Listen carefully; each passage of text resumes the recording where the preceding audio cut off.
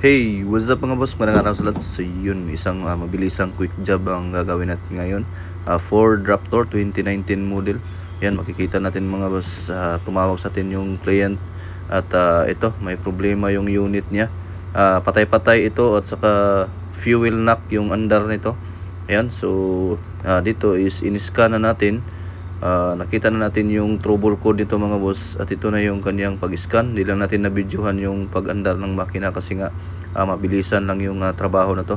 Ayan, makikita natin crankshaft position sensor A, circuit high.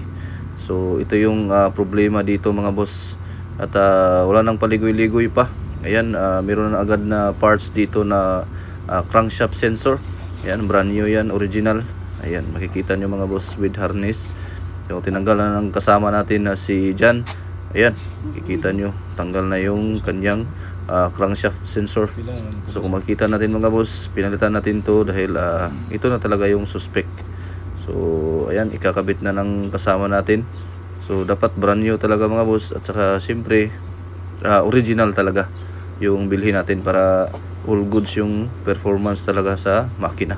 So ayan, pagkatapos nating ikabit ay ito, try natin dito na i-delete kung madi-delete na ba, kasi bumabalik to mga boss kapag dinidelete. Kaya may problema talaga yung kanyang crankshaft sensor. Ayan, so scan na natin at para malaman natin kung ito na nga ba yung sira nito. So sa pag-diagnose lang naman mga boss, kung may scanner ka, advantage talaga.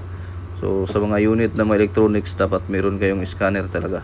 Number 1 talaga yan na kailangan ng isang electrical na mekaniko or electronic mechanical na gagawin mo sa isang unit. So ayan, scan na natin. Makikita niyo mga boss, ayun, delete na yung code na yun. At syempre paandarin natin para kung malaman natin kung wala ng palya. Yun, so makikita natin mga boss, wala nang palya, wala nang hesitation dyan sa kanyang RPM.